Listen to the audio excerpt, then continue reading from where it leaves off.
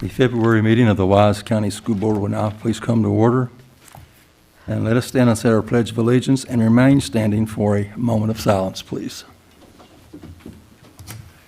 I pledge allegiance to the flag of the United States of America, to the republic for which it stands, one nation, under God, indivisible, with liberty and justice for all.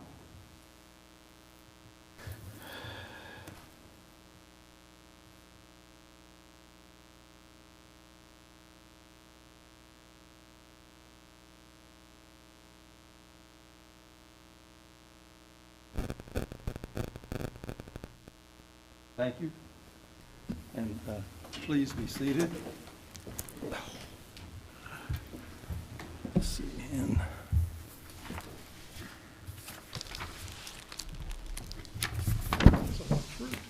Mrs. Durham, would you please honor us with the roll call? Miss Williams and Miss Jett. They have both contacted us, and they will not be here tonight at the meeting. Mr. Short. Here. Mr. Graham. Here. Miss Kern. Here. Dr. Raymond. Here. Mr. Bates. Here. Mr. Greer. Here. Is there a motion to approve tonight's agenda? So moved. Is there a second? I second. Those in favor of approving tonight's agenda as presented to us, please let it be known by aye. Aye. Those opposed, no. Motion carries, and the agenda is approved. And let's go to school highlights. Dr. Mullins. Thank you, Mr. Chair.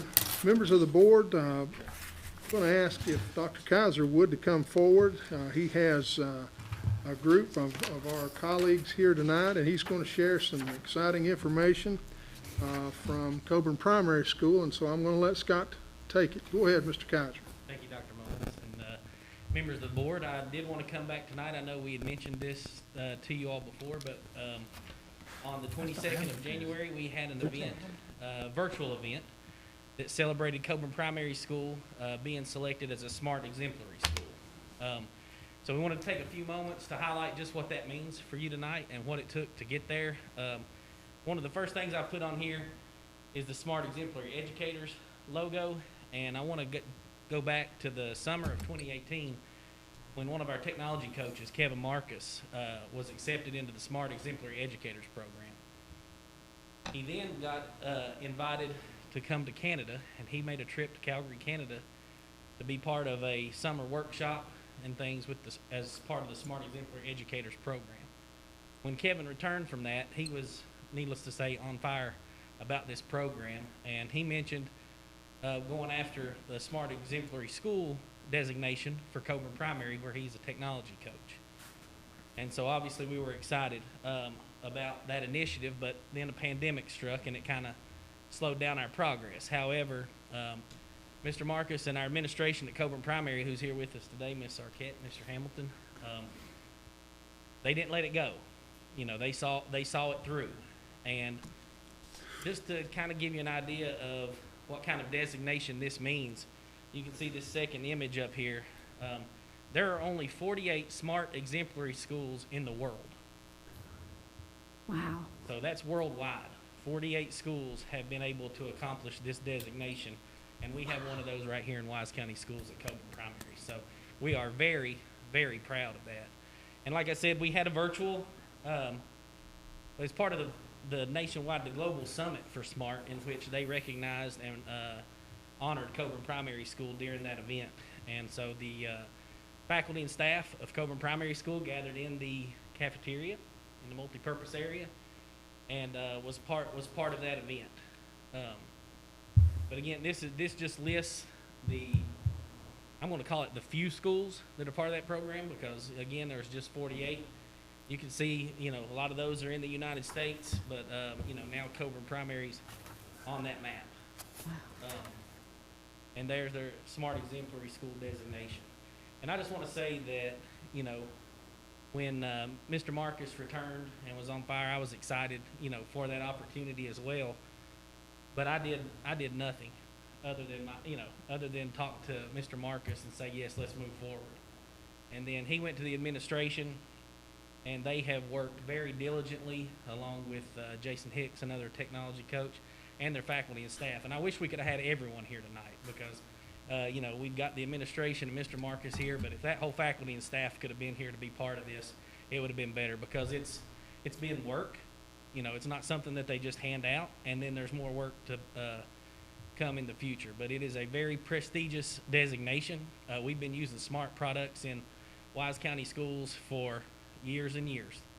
But now we can proudly display our SMART exemplary school designation to let folks know that we're the best around at doing it too. So just want to recognize them, and I'll ask now if Kevin or Miss Arquette or Mr. Hamilton have anything they want to add.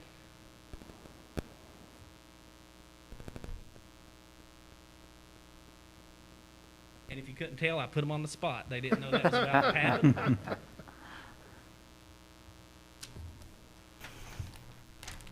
Good evening. I just wanted to say this award is all about the school and all the hard work that they've done through the years. I had the privilege of starting using SMART back when Mr. Bates was our principal and brought the first board into my classroom, which was the first one in Wise County. Over the years, we've had a chance to watch teachers grow and learn to use this, and now that we have a SMART exemplary school, one of the things that means is that the company, which SMART is considered one of the leading technology research groups in the world, working directly under the World Education Association organization. So we will be, Coburn Primary will be receiving support directly from the World Education Organization. They will also be having, because of what they have done, their willingness to work with parents and bring hope to students. They will be covered in Newsweek. They will be covered in the 3 top education journals in the United States and world. So this is, Mr. Kaiser said, is very big, and it's just been a pleasure to help the school be recognized and achieve what they've always been. Thank you. All right. And one of the things I will add is that this designation also does put Coburn Primary out in front, and when SMART comes up with new products and different things, they will be part of that process to vet those products before they go out to the public. So very excited and a very special designation. So we just wanted to take a little time tonight to share that with the board, since it is now official and has been recognized. So thank you. Thank you, and congratulations to Coburn Primary. Quite an accomplishment.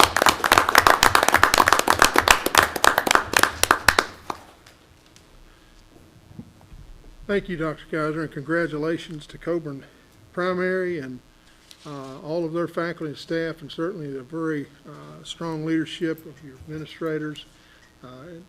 Kevin, we really thank you and for kind of spearheading and getting it started, and then for the school carrying through with it. And so exciting for sure. And thank you guys for being here. Mr. Chair, the next recognition that I would like to share with you is that I want to take this opportunity to recognize and to thank our school guidance counselors who work tirelessly to meet the needs of our students each day.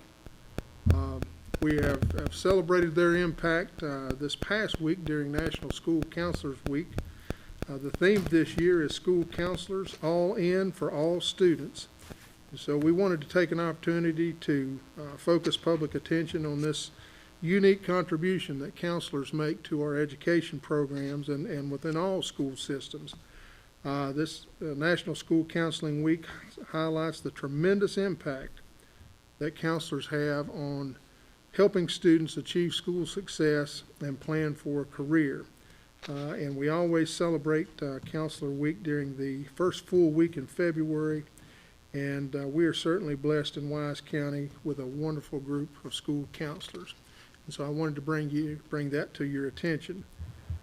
Also, members of the board, I wanted to share with you tonight that during the month of February, our nation celebrates Black History Month.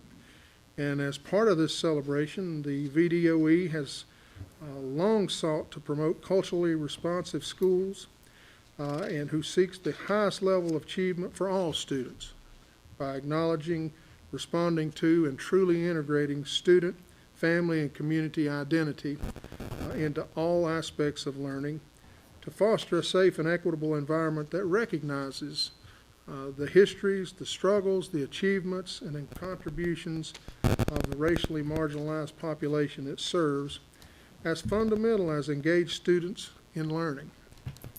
Culturally responsive schools address fundamental equity concerns by holding high expectations for students and providing highest level support for all students to succeed. Success in a culturally responsive school is defined by preparation for college and career readiness in an environment that is supportive, is asset conscious, and fosters positive cultural identity. Wise County Public Schools strives to celebrate and embrace the significant contributions of African Americans have made and continue to make in our nation, and we invite all to celebrate with us this month to reflect on the continued struggle for racial justice. And so I wanted to share that with you. And of course, that is something that we're doing statewide. The VDOE has several different initiatives out that they're sharing with the public school systems. And Mr. Chair, members of the board, I also want to share with you that each February we celebrate Career and Technical Education Month. And of course, our CTE courses, education that directly prepares students for high-wage, high-demand careers and covers many different fields, including healthcare, information technology, advanced manufacturing, auto mechanics, nursing, cosmetology, drafting, and a variety of other fields. And we are blessed, as you know, to have one of the most modern, cutting-edge, successful programs in the state. And we're very fortunate to have a talented staff and excellent leadership at our Career Center. And at this time, I would ask Mr. Austin to come forward and share just a little bit of insight onto what's going on in our CTE program. Mr. Austin. Thank you, Dr. Mullins. It's a little bit different, so I think we'll do something a little different this year. Dr. Mullins had asked me to say a few words, and most of the principals didn't get to come and say something about their school this year, so I don't feel that that'd be a thing for me to go into a 30-minute presentation about that, and I'm sure you're all thankful about that too. So good afternoon, Mr. Chairman and the members of the Wise County School Board. As you know, this is also School Board Appreciation Month, and it's also Board Clerk Appreciation Month, in addition to being CTE Appreciation Month. On behalf of the Wise County Career Tech Center and all the other schools in the county, we would like to say how much we appreciate all that you guys do for our students, our staff, our faculty, and the support that you show for the CTE programs and for all the other schools in the county. There's no doubt that being a school board member is not an easy task. It's a very difficult job, and we appreciate all the seriousness and all the consideration that each of you give to this position. Whether you know it or not, you ladies and gentlemen have been the inspiration to this county during a very difficult time. And through your actions and the actions of Dr. Mullins and his staff, you have had a hand in some very miraculous endeavors. Who would have thought that this county would be called upon to educate, to feed, and to establish safety and well-being for so many students and so many employees in such a new and innovative manner? There's been many challenges, and I'm sure that there will be many challenges ahead. But through the leadership of this board and the leadership of the people in the central office, I'm sure that Wise County will continue to be a shining light to others. Thank you for all that you do. And we didn't break with tradition. We supplied you again this year with our traditional fruit baskets, and we hope that you enjoy them. On behalf of the Career Tech Center, and I can't leave without saying this, but I would really like to give a lot of thanks and a lot out to all the teachers in the county that have worked so very hard. And like I said, you know, just to put it in plain layman's terms, it's good when you know someone has your back. And that means that, you know, you have people that are supporting you, that know what's going on, and that care. And, you know, we feel that. We've talked about it, I've talked about it with the faculty. We feel it from you guys on the board, we feel it from the central office, we feel it from our tech people, you know, when we sit in a class or whatever, and we're doing things in our county with technology that other counties, you know, are so far behind. And you see those things, especially if you have a class with other people from other counties or something. So, you know, all that comes from the leadership of you guys working very hard and working together to do what's best for our students. And that's what our teachers do too. They work very hard. Our teachers at CTE, I could not be more proud of that group of people. You know, that's a group that usually take kids that do hands-on projects, and that's about it. You know, I mean, it's not about it. There's a lot more that goes along with that, but the majority of it's hands-on, you know, things. And for them to see some of those people be able to take that hands-on approach and to supplement it with virtual education. You know, we have, looks like Arrow House. We're doing things for, you know, carpenter and building trades. You know, you'll come to the office and you see a mannequin head with scissors going out in a box, you know, going out to a student who's remote learning. You know, people stopping by after school picking those things up. You know, it's just such a new approach. But like I said, we appreciate what you guys do, and we appreciate your support. So thank you very much, and enjoy the fruit. Thank you, Mr. Austin. Thank you for the fruit baskets, and thank you for what you do and do so well.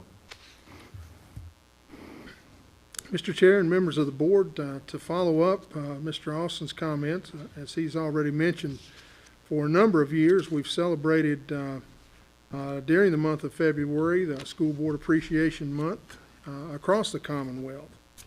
And a time in which we recognize not only the dedication of our board to the service of our children and employees, but your advocacy for public education with local, state, and federal entities. Your leadership, as Mr. Austin pointed out, during this pandemic has been extraordinary and has allowed our division to safely navigate during a very difficult period of time. And I would like to read a proclamation by Governor Northam in relation to School Board Appreciation Month. Whereas the education of Virginia's school-aged children is the foundation upon which the economic, social, and intellectual strength of our Commonwealth is built, and whereas locally elected and locally appointed school board members play an important and vital role in our representative democracy, as the decisions of local school boards directly influence instruction in Virginia's public schools, and whereas the leadership of our school boards affect the development and future of our children and ensure that students are prepared to compete in local, state, national, and global economies. And whereas local school boards devote themselves to providing high-quality education for all students in the Commonwealth, and whereas this year's theme, 115 years of providing leadership, advocacy, and support, reflects the partnership of the Virginia School Board Association with local school board members as they serve their local divisions and advocate for public education with local, state, and federal leaders on behalf of our students. And whereas school board members work with parents, businesses, education professionals, and other community members to create the educational vision we want for our students, and whereas the Commonwealth of Virginia is proud of our education system and appreciates the efforts of local school boards members to make the Virginia public school system an excellent place in which to educate our youth. And whereas School Board Appreciation Month recognizes school board members for their leadership and support of our public school system, from which the entire Commonwealth benefits. And now, therefore, I, Ralph S. Northam, do hereby recognize February 2021 as School Board Appreciation Month in our Commonwealth of Virginia. And I call this observance to the attention of all of our citizens. And as Mr. Austin has already shared, we are blessed with a wonderful board dedicated to advancing the educational process of our students and supporting our administrators, our faculty, our staff members, and certainly the decisions that you've had to make throughout your careers, but especially since last March, has been a time of difficult, but there were times when there were no real good decisions that could be made. But you took your role very seriously. You thought about the public health, you thought about the education of our students, and arrived at decisions that you felt served the needs of our children and our school communities. And as I said before, we're certainly blessed with strong leadership on our board. And at this time, I'd like to present you with a certificate.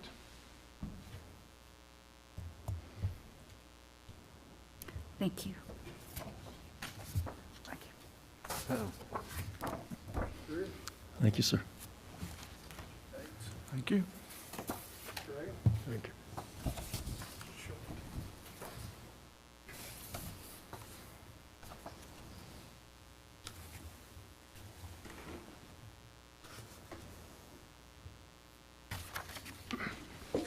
you. And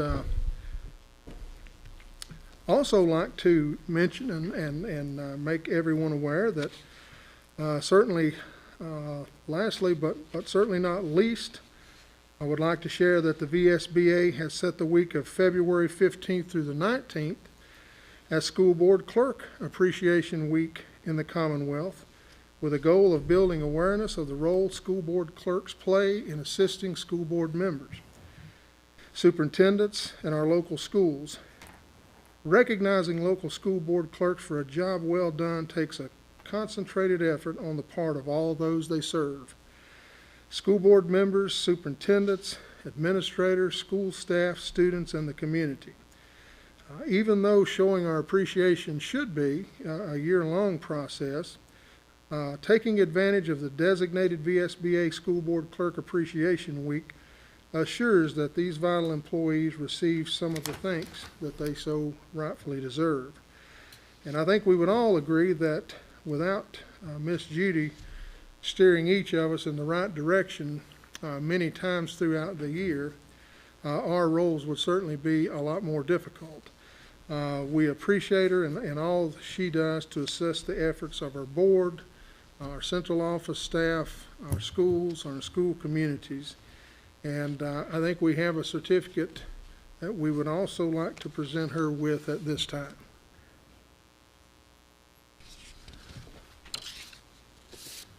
Judy, did you give that? Who does? Mr. Greer has it? Mr. Greer, if What you do I would like have? to present that to Miss Judy. Oh, I don't have a certificate. Yeah, I laid it up there. It's up there.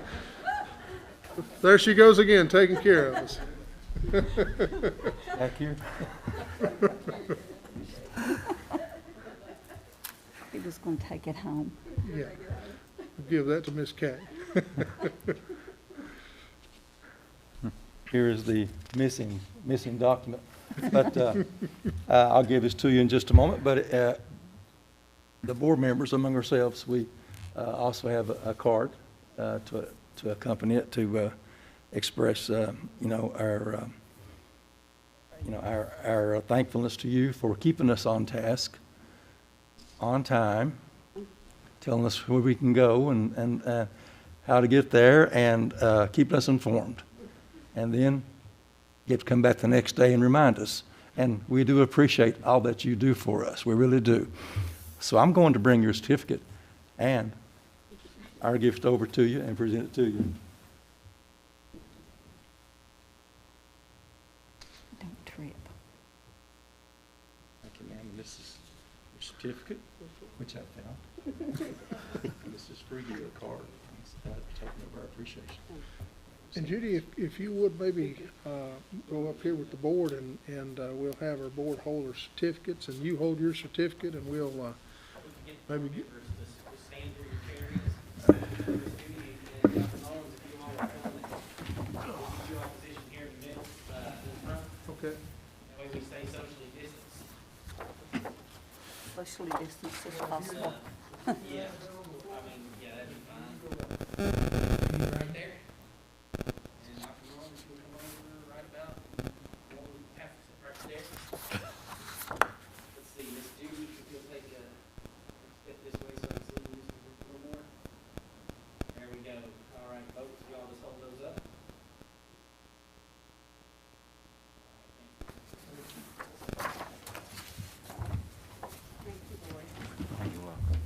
Thank you, Judy. Mr. Chair, members of the board, we have one last highlight that we would like to bring to everyone's attention. And at this time, I'm going to ask Ms. Kern if she would to take the microphone. Ms. Kern. I definitely would. I'd like to recognize Joyce Addington. Joyce has done a tremendous job throughout all of this COVID that we have been dealing with. She's worked with the health department and the school staff, keeping up with all of the COVID cases, with the quarantines, with the vaccines, trying to coordinate everybody and everything, and working with the school nurses to try to make sure that everything goes properly. And I can tell you that I have known Joyce from the time that she started into this school system, because I was the one that hired her. And she came to me, and very, very, as she is right now, a very quiet, a very gentle person, a very, very intelligent person. And as you all know her for who she is a very quiet, gentle leader. And she is a very intelligent, quiet, gentle leader. And she doesn't say a whole lot, but when she does speak, you know that what she's saying is something that needs to be listened to. And other people understand that also. When she was working with me, she did say, I really want to be a nurse practitioner. That was at a time when I had finished my nurse practitioner and was working with the school in that capacity. And we worked out, with the school's permission, we worked out so that she could actually do some work and have some time to be able to get her hours, her practice hours, while she was working with the schools. And because of that, she felt a loyalty with the schools and has stayed with the schools all this time. And I think that that's very important for you all to know, that because the school worked with her and helped her is the reason that she is still here today. And she does have the knowledge, she does have the ability, and she has proved herself, and her nursing staff has proved themselves throughout all of what we've been through the last year and a half, and will continue to do so. And I just want to say how proud I am of her and how proud we all are of her. Yes. Thank you, Joyce. Thank you, Ms. Kern. Thank you. And certainly Joyce, working with our nurses and our school administrators and staff and faculty have done a tremendous job, and really had a lot that they've had to take care of throughout the past several months, and we're very appreciative of it. And she for worked sure. all summer long. She had no time off. Mhm. And it's 24 hours a day with her. She is taking calls all night. When I call her on her private number, she'll tell me that there are teachers and parents that will call her at different times of the day and night and say, okay, this is what the situation is. What do I do now? Because it doesn't matter how many times it happens. It doesn't matter until it happens to you. Okay? Until you're the one who tests positive or has come into contact with COVID. All of the literature that you've read and all the information that you've heard matters not. And that's when Joyce comes in and says the same thing the 10,000th time to lead people to the right direction. So she has been wonderful through this, and I really appreciate it, and all of us do. Thank you, ma'am, and we concur. And Mr. Chair, that is all of the school highlights we have for this month. Thank you, sir. Let's move down to item 6, consent items. Is there a motion to approve the consent items as presented?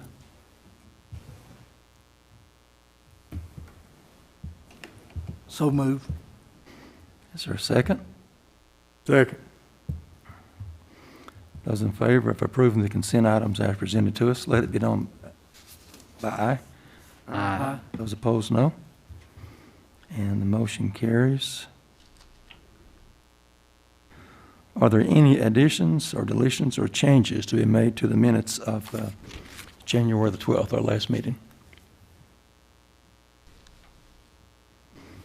In hearing none, is there a motion to approve the minutes for January 12th as presented? So moved. Is there a second? Second. Those in favor of approving the minutes as presented, let it be known by aye. Aye. Those opposed, no.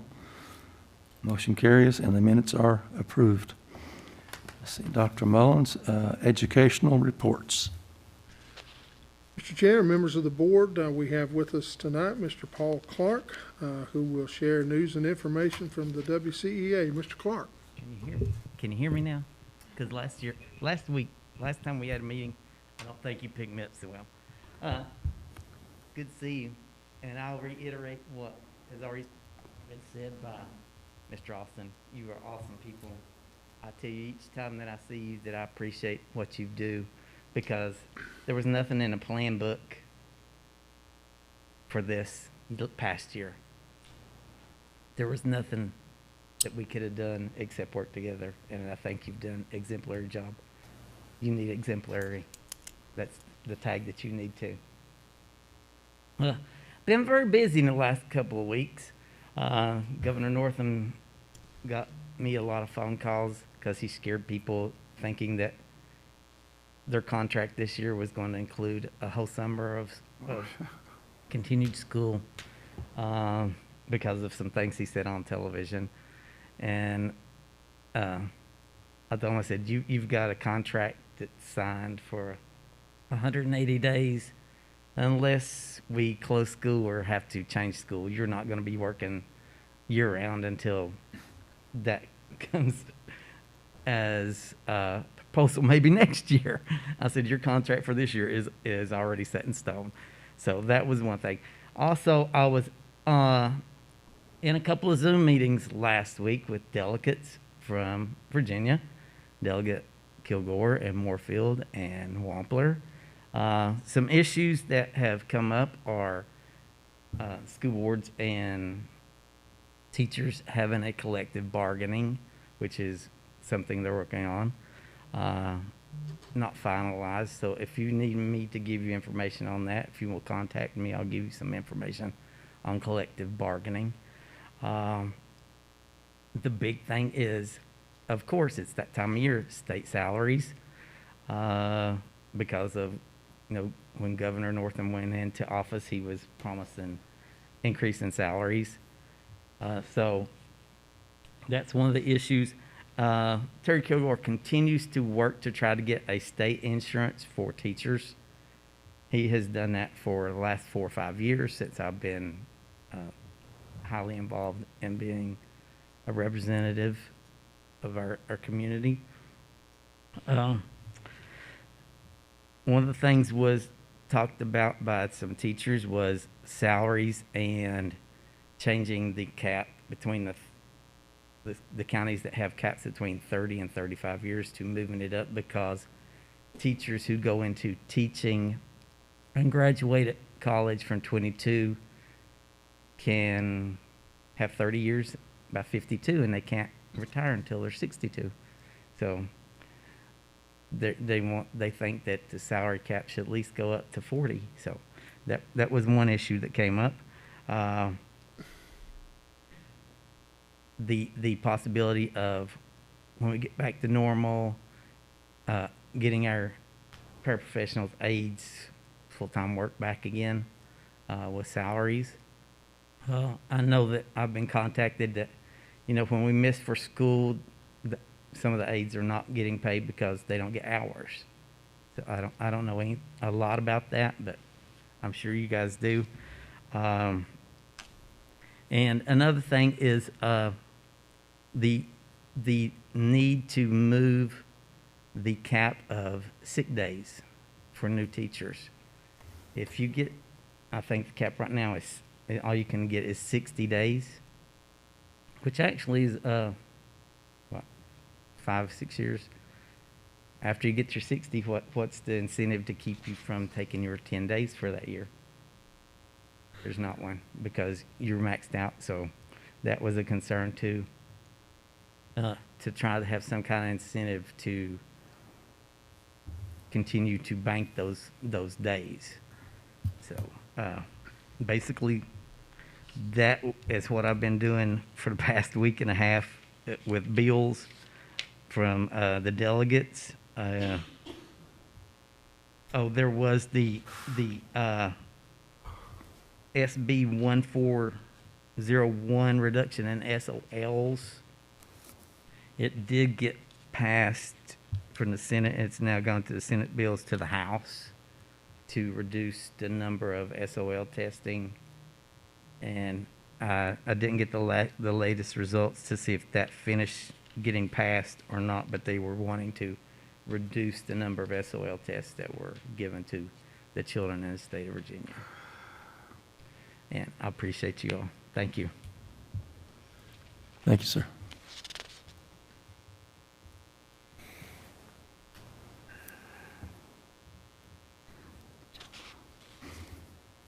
And that is all the educational reports we have this evening, Mr. Chair.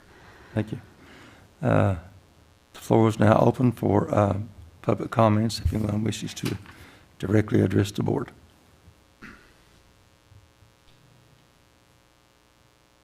See no one, public comments are closed. Item 10, discussion. 10.1, response to public comment. There were none, I think, from last meeting.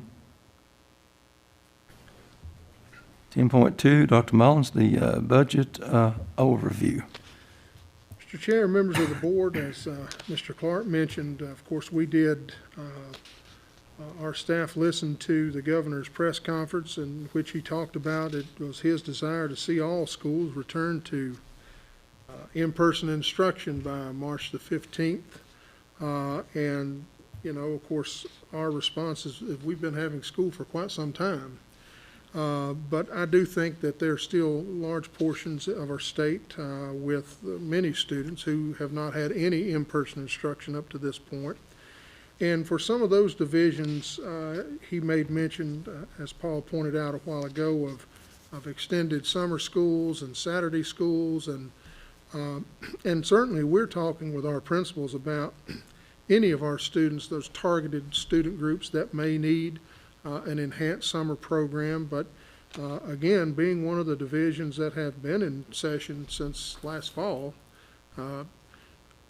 of course, the virtual piece continues to be part of what we're doing, and we know that there is some learning loss, but the learning loss for us has certainly been much less than those divisions that have not had any in-person instruction this year. And so one of the things that I will share with you is that we're continuing to plan for a variety of scenarios related to state funding. Our expectation was that by this point we would have some somewhat firm information available to us to begin to a little deeper dive into what our budget will look like. And of course, the short General Assembly session started on January the 13th, scheduled to end on February the 11th. And of course, there was much work left to be done. You know, some of the crossover had been done between the houses, but there were many, many pieces of legislation that were nowhere near being finalized. And so the governor has called for a special session. It will start actually tomorrow, and the thought is probably end somewhere around the end of this month. And you know, in the governor's proposed budget amendments, he provided roughly $500 million for K-12 education to prevent enrollment loss, and he also recommended approximately $15 million for broadband initiative to help expand the broadband in those underserved communities. And of course, we've, you know, Mr. Kaiser and his staff has worked very hard to try to get in front of some of that, and we continue to work with the Starlink program. But the economic outlook for the Commonwealth, it looks very strong. Revenues are exceeding the official forecast, and it's our expectation, of course, there's several bills. One talks about improving teacher pay over the next period of the next few years to at least that of the national average. One is talking about a 4.5% pay increase. The governor proposed the 2% bonus that was presented last year become a part of a permanent pay raise, which would certainly impact our employees in a very positive manner. And we will continue to plan with the information that we currently have, but until they make some decisions and we see what our final numbers look like, again, what we're planning for a variety of scenarios dependent upon what we see from the state government. And of course, the county, I think, certainly continues to be looking at their budget and what that means for us as a school division. And I think, they're going to need to see what their final numbers look like in order for them to adequately plan their budget as well. And so it would be my thought that at our March meeting, we would probably have some I think, a lot firmer information to bring to you and to share what it looks like in terms of us from state dollars. And probably we would have an early look at what our local budget looks like as well.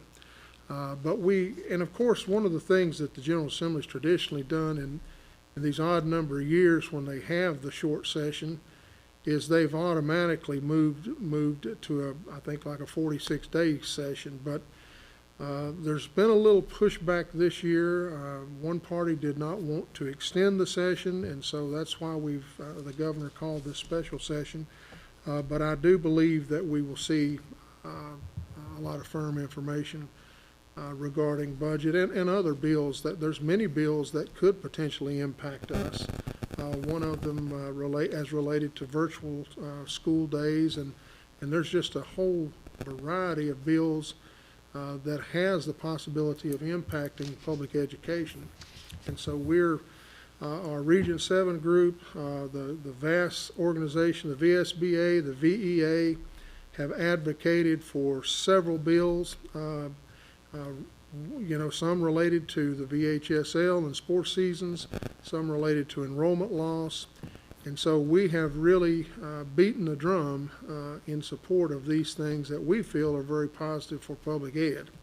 And so we're hopeful, even though our delegation from this end of the state, we carry just a little less weight than maybe perhaps at one time we did, but I do believe that our Coalition of Small and Rural Schools, several of these things that we're advocating for, I think that at the very least, they have to know that the majority of school divisions in the Commonwealth belong to this organization. And so 2 of our members are up there now. We do have a lobbyist that's been there since the session started.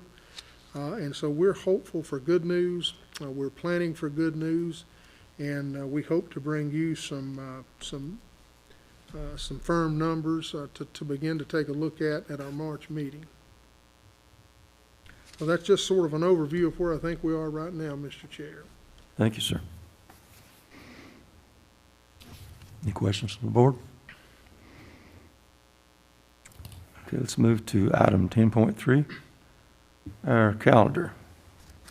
Mr. Chair, members of the board, you have in your packet 2 draft calendars for the 21-22 school year. And as you've probably already looked these calendars over, they're reflective of the calendars that we've used for the last few school years. And these are the models that have been very well received by our employees and members of our school communities. The difference in the 2 calendars that you have in your packet are the 3 spring break days that occur in the month of April. Is the primary difference, is the difference in those 2 calendars. The first semester has 88 days. We start school for students on August 5th.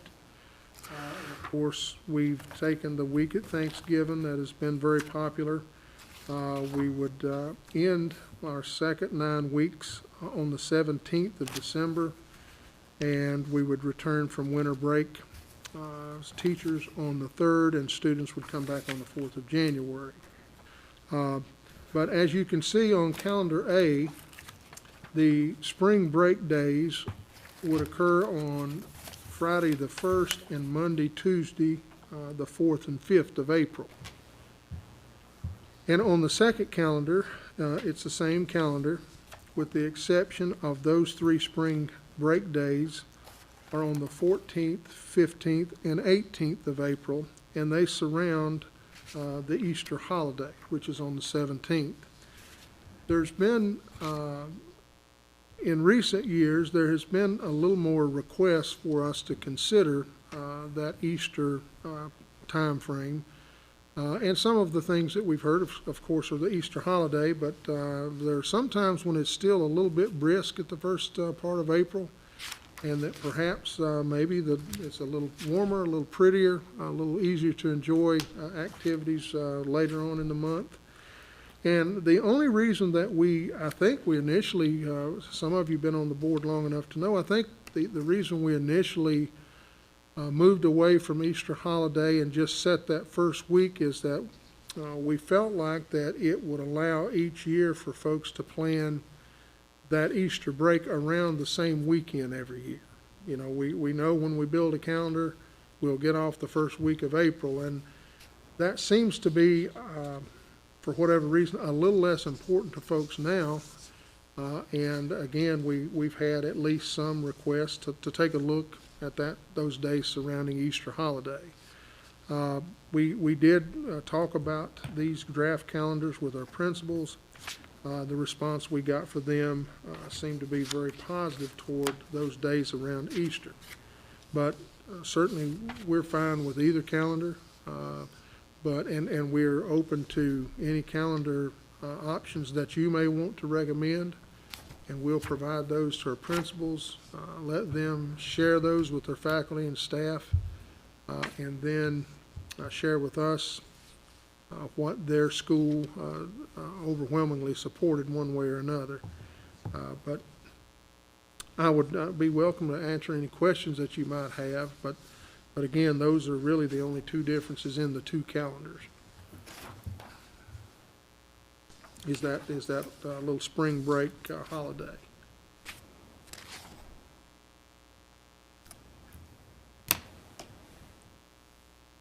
Are we planning on doing much in the summer with some of our students that are behind?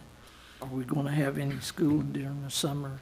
We are going to have a month-long summer program, Mr. Short, and we have talked with our principals in our last couple of meetings about, of course, we identify a group of children every summer that we feel like could certainly use a summer program. And of course, this year, I think we'll take an even deeper look at certainly some of those targeted groups of students that may have realized more of a loss than others. And we've asked our principals to begin to look at that in each of their buildings. I think some of those that may consider, a full summer or a 6 or 8 week summer program, I think are going to be those divisions where they've not had children in session at all. And we know that we have select groups of students that have suffered probably a greater learning loss than others, and those are going to be the students that we really work to identify and try to get in that program. But that is in line with what we've done traditionally during the summer. It may just be that the groups of students could potentially have, some additional students that we may not have ordinarily served. But we have run that program approximately that time frame of each year.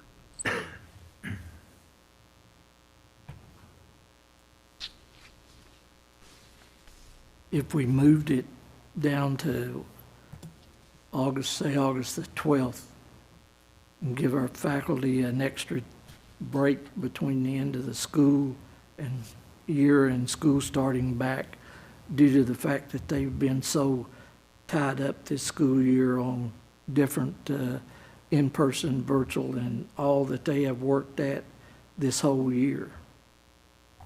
Right, certainly that's, I mean, I don't disagree with that. The one thing I will tell you in talking with our principals, it's for our middle and high schools in particular, it is always a very positive thing if they can end that first semester prior to going home for Christmas. That's something they really advocate for, and you know, that's, we've got 88 days, which we could finish the semester at 88 and 92 in the second semester. But if we get much shorter than that, we probably have to start thinking about coming back and finishing the semester in January. And I think if we run our normal summer program, that even though we would like to give them 4 months off, quite honestly, they deserve it.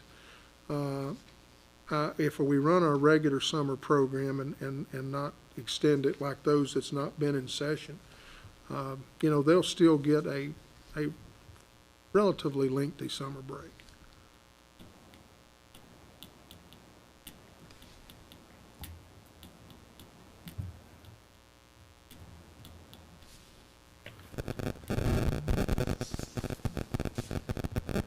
Other questions?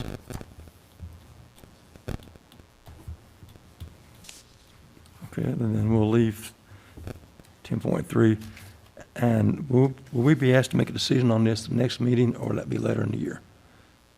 We would bring back a recommendation to you next month, Mr. Chair, but certainly if we need to go back, if there's any reason we need to go back, take another look at something else, it's not imperative that we do it, but that's what we had planned to bring it to you next month. Okay, just want to be sure. Thank you. Let's go to item 10.4, COVID vaccination update. I just wanted to share with the board that at this time, where we sort of are, we feel like we are, we've been, the information that we have as a region and as a school division, as it relates to COVID-19, we're certainly grateful as a region. Our numbers have begun to slowly trickle downward. We've seen the rates of positivity and rates of transmission begin to sort of trickle downward, and we're extremely pleased to see that.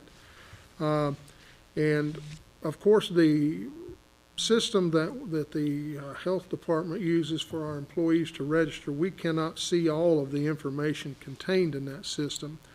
But I think in talking with Mr. Kaiser and Ms. Addington, we feel like we have over 70% of our employees either have already received the first vaccine or registered to do so. And this week, we've started to see many of our employees get their second vaccination. I know myself and many members of our central office staff were vaccinated yesterday, and we have those scheduled over the next, I believe, probably 2 to 3 week period. So, you know, the governor pointed out in his news conference, it was not a necessity for school divisions to have all or a majority of their employees vaccinated in order to return to in-person instruction. We do think it's one of the many steps that will sort of take us back in the direction of normal. And as our employees begin to get that first vaccine and everyone seemed to do okay with it, we begin to see more and more register to be vaccinated. And so I do think that we will have a great many of our folks vaccinated, as I say, over the next couple of week period. But there was, when we were out there yesterday, we had teachers, administrators, coaches, bus drivers. I mean, it was just a long line going in and coming out and sitting over in the waiting station. And so we were happy to see many of our folks down there. And, you know, I think it's important to point out that, you know, it's imperative that we continue to be diligent following all of our mitigation strategies. and adhering to our safe practices. I just want to brag on our students again and their parents and grandparents and guardians for the way that they've come into our buildings and the way they have followed all the safety protocols, the mitigation strategies. And many of you have spoken to our principals. They will tell you that it's just been really amazing to watch our students. And it's obvious that they have the support from home because they come in, and if we're going to have school, these are the things we must do, and that's what they're doing. And so we're really pleased, with the number of employees and students that we have in and out of our buildings each week. Those numbers in terms of the rates of positive cases we've had is really quite small compared to the numbers that we're serving and the numbers of employees that are working in our buildings. And so we are hopeful that we can continue to move back to that place that we call, as I said earlier, normal. But I just wanted to share that's where we stand in terms of our employee vaccination program, and hopefully we're going to have most everyone vaccinated here before the end of the month. So we're very pleased with that.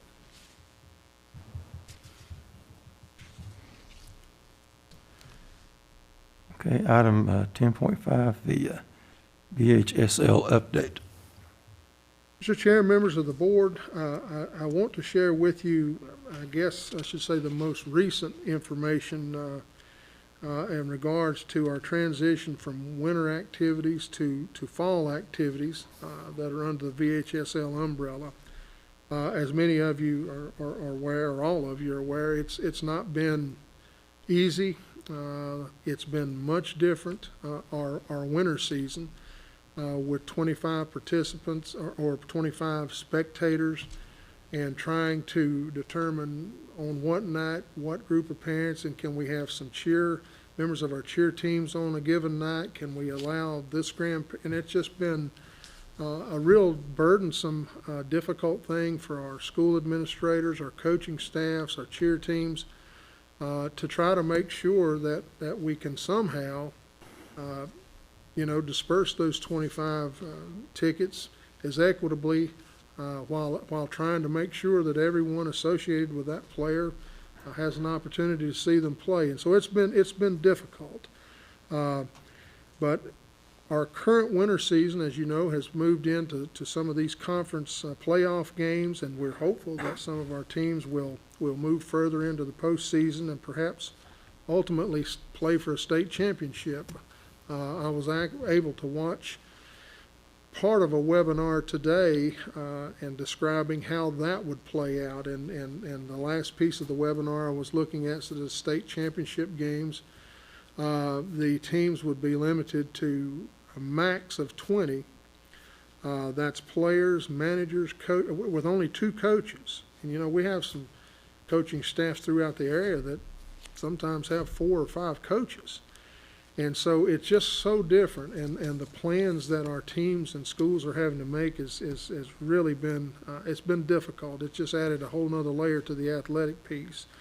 But the one thing that I will share with you is, different districts, different conferences, different areas of the states, even those 25 spectators were done. Some chose to all 25 to the home team. No one went on the road. Some split them 13-12, and on some nights the whole cheerleading team came, and some nights it was all parents. And the fall season we've just started began with competition cheer and football practices on the 4th of this month. I think volleyball, golf, cross country will open up on the 15th. For instance, football teams will have 7 dates to play 6 games. They will open their season, I believe that the week of their openers are February the 22nd.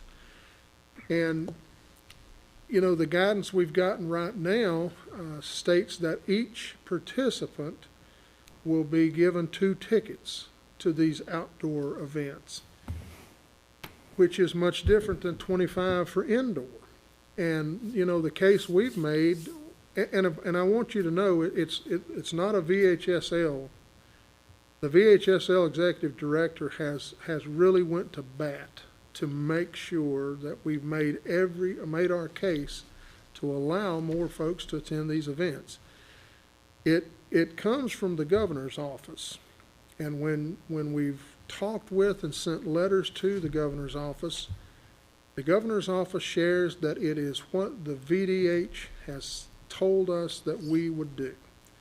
And, you know, the point we've made is we're outdoors. If you look at Executive Order 72, there are many outdoor activities in that executive order that have 40% capacity, up to 150, 200, 250 people that are there as spectators. But when it comes to athletics and sporting events, it's 2 tickets per participant. Doesn't include our bands, who have worked extremely hard, and one of the you know, their key things is the performance at football games. I mean, they do a lot of things. They participate in parades, they go to competitions, but one of those things that a band member looks most forward to is Friday nights at the ballpark. And our cheer teams are not listed as participants, which that's what cheer has been for ever since I can remember. They're participants in a lot of our different sporting events. But yet, and you know, just to point out another, you maybe have one football team that has 30 members. They will get 60 tickets. The visiting team may dress 70 members. They'll get 140 tickets. And, you know, schools right now are working through, does that mean we as a school now have a group of 140 tickets that we get to distribute? And of course, my response to that is if my child is playing and the executive order says a participant will get 2 tickets, my expectation is that my child will get those 2 tickets. Now, we may choose to use them, however. We may give them to our neighbor or a friend in class, but that decision will be made by me as the participant and the participant's family. And, you know, I think we have, and one of the points we've made is that we think there's a possibility there's a Title IX issue.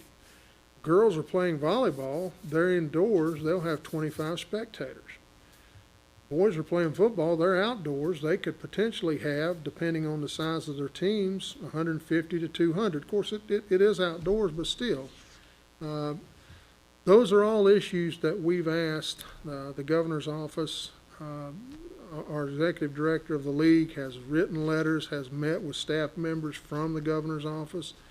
Region 7 has sent letters. And so we're hopeful that we may get some movement, but we're not entirely sure that will be the case. And so the current approach that we're looking at is really going to require that you know, building administrators, superintendents, and school boards make some very difficult decisions. Some of the questions we're starting to field is, okay, if the band does not go inside the stadium, can they play over here? Could cheer potentially be outside the stadium and still continue to be a part of what's going on? If spectators come to games in cars and they're not inside the stadium, are they spectators? You know, there's just a number of those questions that we've submitted to the league office, and quite frankly, I think you will see that applied in a lot of different ways throughout the Commonwealth. But I just wanted to share with you, I know many of you are already aware of the limitations and some of the things we think are not exactly as they should be, but I did want to let you know sort of what our administrators are having to try to deal with. And what the season may look like.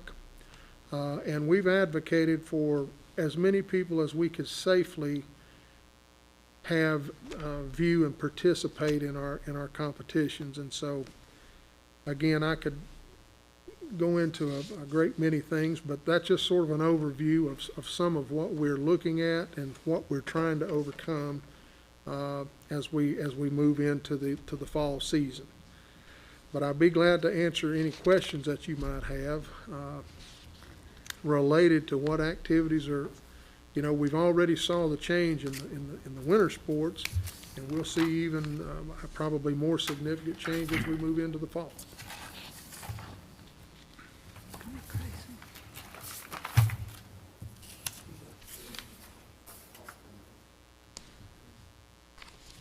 Questions?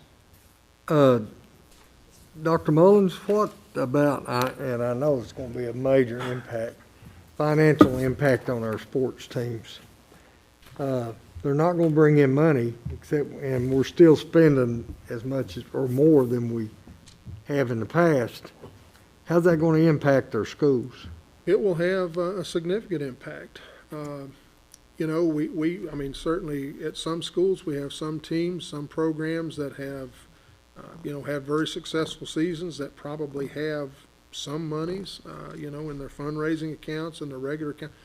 But then there's some that probably, especially if you look at sports where they may be a non-revenue sport. And some of those non-revenues are sort of assisted by revenue-producing sports in some buildings. You know, they spread that. For instance, if you bring in $10,000 to $12,000 per football game, some of those funds will be used to supplement some of the other programs that don't have that ability to make. And so when you're looking at football games where you may have had 3,000 people at a game, and now you may have 200, that's going to have a pretty significant impact. And, we have many volleyball and basketball game packed houses, and we've had 25. And so, I do think that will be very impactful.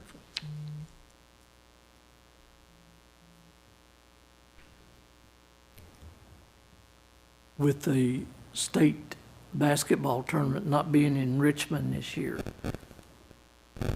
is it going to be determined by the higher seeded teams or regions? That's my understanding, Mr. Short, it's the highest seed, and there's a couple of things that a school would have to have if they're hosting. One is the ability to stream them on it doesn't necessarily have to be the NFHS, but whatever platform they use, it will have to run through the NFHS platform. And so if they don't have that ability, then they would not be allowed to host. Or if they are a school division that has stated, if you play in our facilities, you will wear a mask, then they would not be allowed to host. But yes, if you are able to stream and if you'll abide by the Executive Order 72, then the higher seed would have the possibility of hosting those events. Well, how much has A and B played this year in basketball? Well, certainly there's certain regions of the state that have almost no participation, from their programs. And we probably, in the western end, have most of the teams that are participating, especially in A, and I mean, especially in 1, but somewhat in 2 as well. There's just a lot of them that opted out. So it's very possible if we continue to move forward that we could see those here in our backyard, if we're able to get to that point. Well, I haven't seen or heard anything about Region A or Region B participating this year. I know the Roanoke Valley has just now started playing, Yeah. and they're only going to play 6 games. I don't know Right. where they're going to have district tournaments or anything like that. And I heard at one point that they were going to play 6 games, and it may just be there. Right, their immediate area Yeah. And so, is my understanding. and them being part of a playoff, I mean, simply couldn't be, because they started late. They're only playing a limited number of schools, and if it's not a district championship or a conference championship, I don't know how they would qualify.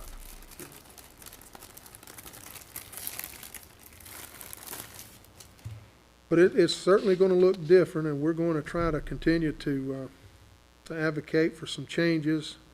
I think we've got an editorial coming out in the Roanoke and Richmond Times tomorrow talking about what we feel is an inequity and who gets to participate and on what level they get to participate. And we're hopeful to see some movement, but you never know.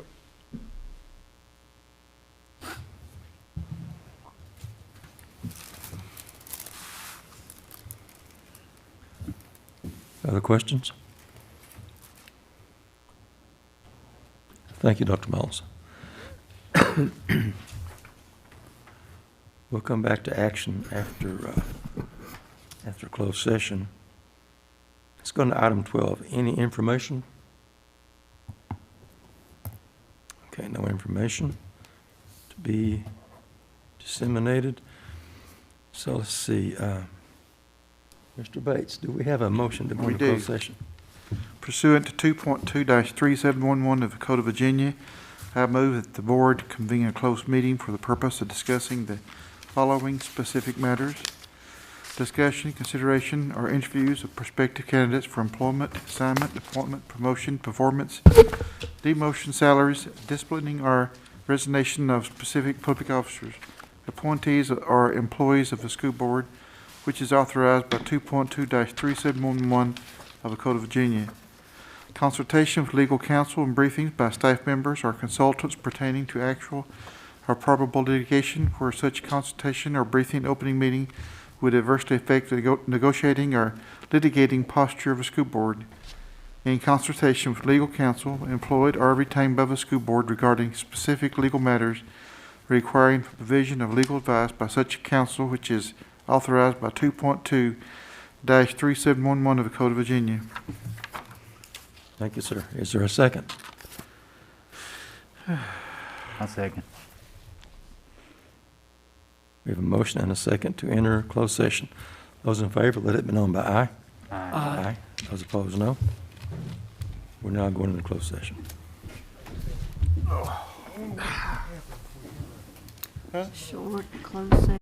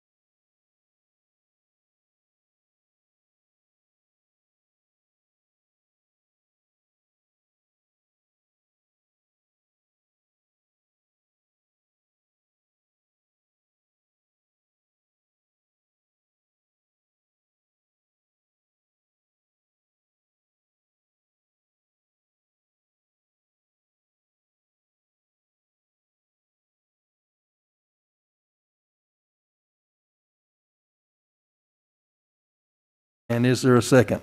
Second. John. Okay, Mrs. Durham, would you please call roll and certify this? Whereas the Wise County School Board has convened a closed meeting on this day pursuant to an affirmative recorded vote and in accordance with the provisions of the Virginia Freedom of Information Act. And whereas 2.2, Section 3712D of the Code of Virginia requires a certification by the school board that such closed meeting was conducted in conformity with Virginia law. Now therefore be it resolved that the Wise County School Board hereby certifies that, to the best of each member's knowledge, only public business matters lawfully exempted from open meeting requirements by Virginia law were discussed, and only such public business matters as were identified in the motion by which the closed meeting was convened or heard, discussed, or considered. Please vote. Mr. Short? Mr. Short? Oh, yes. Mr. Graham? Yes. Ms. Kern? Yes. Dr. Raymond? Yes. Mr. Bates? Yes. Mr. Gregg? Yes. Now we're back into open session. Let's go to item number 11, under action. We only have one item, and that's employment. Is there a motion to accept the superintendent's recommendations for employment? So moved. Is there a second? Second. Okay, John and Philip, okay. Give it to Phil. Those in favor of approving the superintendent's recommendations for employment, let it be known by aye. Aye. Those opposed, no. Motion carries. Any new items? Okay. And let's go with the board comments. Let's see, let's give this one, let's see, when we start last time, I can't remember. You started here Donnie, last time, I think. You started over here. Okay. Martha. Donnie, you want to start us Yes. off with comments? I'd like to congratulate Coburn Primary for being a smart school. We know that all of our schools are smart schools, but this is a special smart school, and we really appreciate that. As far as School Counseling Week, congratulate all of our school counselors, but I want to say a special shout out to my favorite school counselor, my son Travis Kern, who's a school counselor in Kentucky. For Black History Month, I want to let everyone know that UVA Wise is developing curriculum materials for use in our schools. They may not, don't know if how much is ready for use this month, but they certainly will have some things ready for next year. If I'm sure that they will have some things ready for now, but I know that for a fact that they will have a lot of materials ready for next year. I want to thank the school board members, my school board members that are with me. I do appreciate everything that you do and all that you do. And I want to tell Judy how much I appreciate her too. I really do. Everyone knows that I was absent last month because I had COVID. And I want you to know that COVID is still messing with me. I do not have COVID at this time. I have already gone through all of the quarantining and everything, but getting past COVID is not an easy thing to do. Yes, there are some people who have maybe a few days of fever and then they're done with it, but there are some people who die with it, and there are everything in between, and I'm one of those people of everything in between, and that I'm having a very, very difficult time getting my energy level back and getting the headaches gone and all of that. So please understand COVID is real, so if you have a chance to get the vaccine, please get the vaccine. I have a quote tonight from Seneca. Seneca was a Roman philosopher, and he said, "Misfortunes cannot always be avoided, but they can be made easier just by knowing that there will be a chance to have them overcome." So we can get past things, and I thank you. Mr. Raymond, Dr. Raymond? I ditto everything Donnie's said. And I also want to thank all our teachers out there. Their jobs have been rough over the last few months, having to teach in person and virtual. And I just want to acknowledge that we're aware of that, and we really appreciate the hard work they put in. Herb?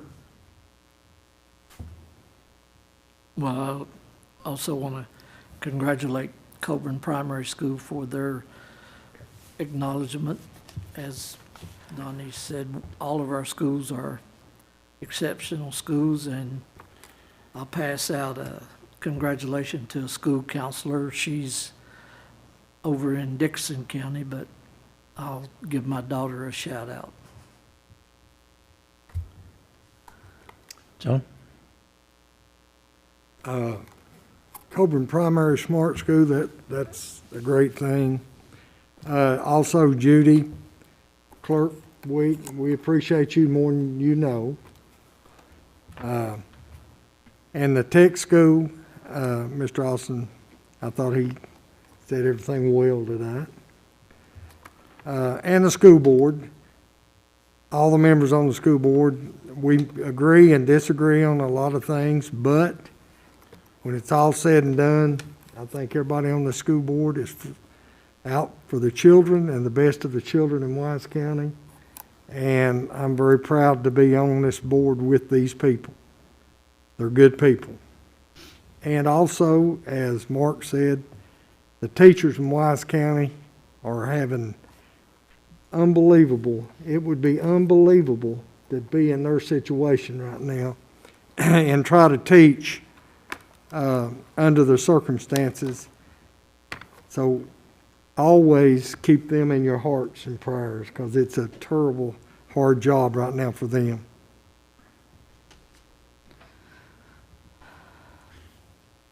Felipe? Okay. I'll just repeat basically what everybody's saying, that I'm really happy about the Coburn Primary School. Of course, that's the school I was at for a long time. I'm very proud of them. I want to thank all the schools for the nice compliments and the things they shared with us tonight. I do appreciate our school board. We do have a good school board. And I really appreciate how people can agree and disagree and still be friends and be professional about it. That's what's so important. And I appreciate the compliments from Dr. Mullins, school board. But let me say this. We do have a hard job at times, but I've been on both sides of it. I've been in the school system as a teacher administrator, and I've been here for 16 years, going 16 years now. But there's been in that school system, as Johnny just shared, as a teacher administrator, or a support person, or a custodian, or any place, is 100 times harder than what we got right here. I mean, it's just completely different. So as much as I enjoy the compliments, we don't deserve as much as the teachers and the school personnel, things they do, and the work they put into it, and central office, how everyone works together, try to make decisions, share it with us, and we all talk about it from time to time. So I do thank everyone for their bravery and hard work to keep things going. Well said. I'd like to congratulate Coburn Primary School and the Career Tech Center. Mr. Austin did a fantastic job. Once again, I want to thank our board clerk for what she does for us.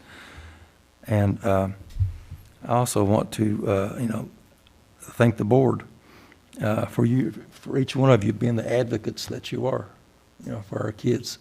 I really appreciate it, and it's a pleasure to work with you. And I have a high respect and regard for our school counselors. And I recognize my favorite retired counselor back there in the back. She still counsels me What's her quite name? regularly. What's her name? Yes. But having completed our agenda, this meeting stands adjourned, and we'll see you next month. Thank you, everybody. All righty.